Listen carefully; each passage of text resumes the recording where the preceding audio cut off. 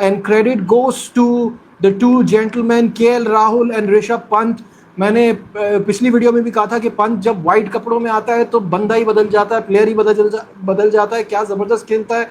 और केएल राहुल ने जिस तरह की बैटिंग की है, दोनों ने जिम्मेदारी ली, जिसकी वजह से 364 का स्कोर पॉसिबल हो पाया और 6 रन की लीड थी, तो 371 का टारगेट। मेरे साथ है बासित अली और कामरान अकमल। बासित भाई, मेरे हिसाब से 80% गेम इंडिया के हाथ में है, ये कहना गलत तो नहीं होगा? इसमें बहुत सारी चीज़ें आ जाती है नजीब, क्योंकि जब आखिरी दिन का टारगेट होता है ना, तो बहुत सारी चीज़ें देखनी होती है पहले इनिंग्स की भी, क्योंकि अभी मैं जो अभी 6 ओवर का गेम हुआ है ना, वो बुमराह को बहुत आराम से खेलना है और सिराज पे काउंटर अटैक कर रहे हैं। कोचिंग पॉइंट ऑफ व्यू से बात करूंगा कि दुनिया को पता है कि Bumrah no doubt one of the best है। अब जिम्मेदारी आ जाती है सिराज पे, कृष्णा पे, ठाकुर पे और जडेजा पे कि वो सोचें बुमराह का और ये डिलीवर करें, समझे। चौथी बारी में अगर हम ये सोचेंगे अभी भी बुमराह ही 5 आउट करे तो हर दफा नहीं होता, क्योंकि वो भी आपको पता है इंजरी से आया है, आईपीएल खेला है T20 फॉर्मेट, और पहले इनिंग्स में उसने लंबा स्पेल करा है, पंजा लगाया है। यहाँ पे मैं सिराज को देख रहा हूँ, वो बहुत ज़्यादा ऑफ कलर हुआ है, जिसकी वजह से आपने देखा जडेजा ने ओवर करा। तो पार्टनरशिप चौथी बारी में लगना बहुत ज़रूरी है।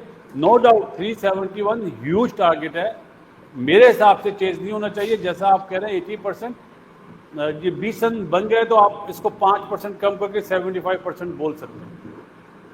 बिल्कुल सही है, 70, 75, 80 जो भी आप कहें, क्योंकि स्कोर बड़ा है और आखिरी दिन बैटिंग करना इतना आसान नहीं होता। But Kamran, what we know about this English side कि ये रन्स के लिए ही जाएंगे, आर या पार, ये किसी और चीज में सेटल नहीं होंगे, क्या कहते हैं?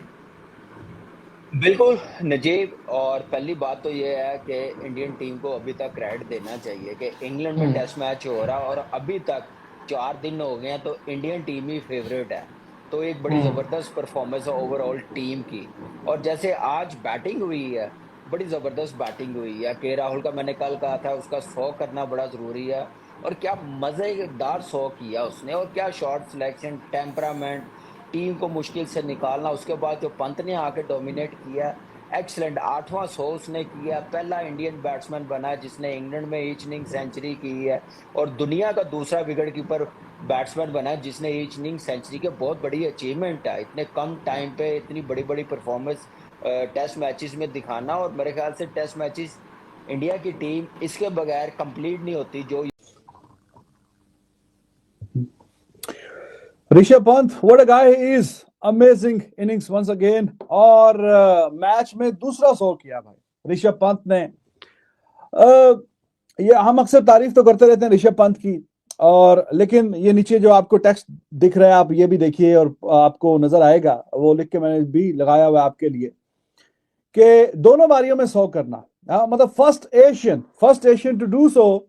एशिया में जाहिर है कि इंडिया के अलावा पाकिस्तान, श्रीलंका, बांग्लादेश और अब अफगानिस्तान तो चलो टेस्ट क्रिकेट में इतना नहीं खेलता, लेकिन बाकी सारी टीमें खेलती हैं रेगुलरली, और पता नहीं कब से खेल रही हैं, काफी मतलब 50 साल, 60 साल, 70 साल। लेकिन Rishabh Pant he became the first guy to do so, the century in one innings and the century in another innings in the same test match.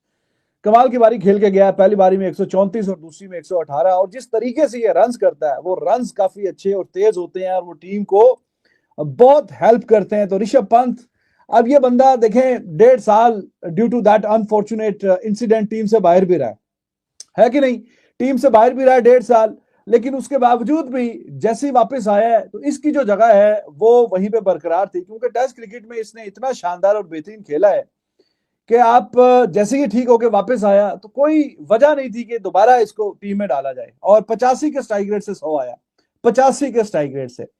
Amazing, पूरे मैच में 9 छक्के मार चुका है, 6 पहली इनिंग्स में, 3 इस इनिंग्स में, और चौके भी पहली इनिंग्स में 12 और इसमें 15, 27 चौके, 9 छक्के। और जिस तरीके से ये अपना ही मिजाज है इसका, अपने खेलने का एक तरीकाकार है, और ये ऐसा नहीं है कि सिर्फ स्लॉगिंग किया उसने और टाइम लेके नहीं खेला।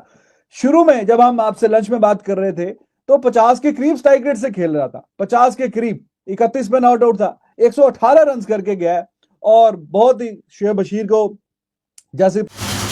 हेलो दोस्तों, तो एक बार फिर से स्वागत है आपका हमारे यूट्यूब चैनल पर। एंड दोस्तों, जैसे कि भारत और इंग्लैंड के बीच जो टेस्ट मैच चल रहा है उसमें सेकंड इनिंग में भारत ने 364 रन लगाए हैं। एंड इसमें ऋषभ पंत ने भी फर्स्ट इनिंग में भी सेंचुरी मारी एंड सेकंड में भी उन्होंने 118 रन मारे हैं। एंड सेकंड इनिंग में केएल राहुल ने भी 134 रन बना दिए हैं, जिससे टीम की मजबूत स्थिति मतलब 364 रन का स्कोर बन गया है।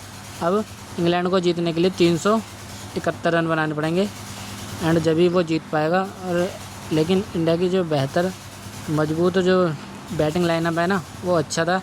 एंड अब बात करते हैं बॉलिंग की, तो बॉलिंग में बुमराह है ही जो किसी को खाली हाथ नहीं जाने देंगे एंड वो जिता के ही लाएंगे। धन्यवाद।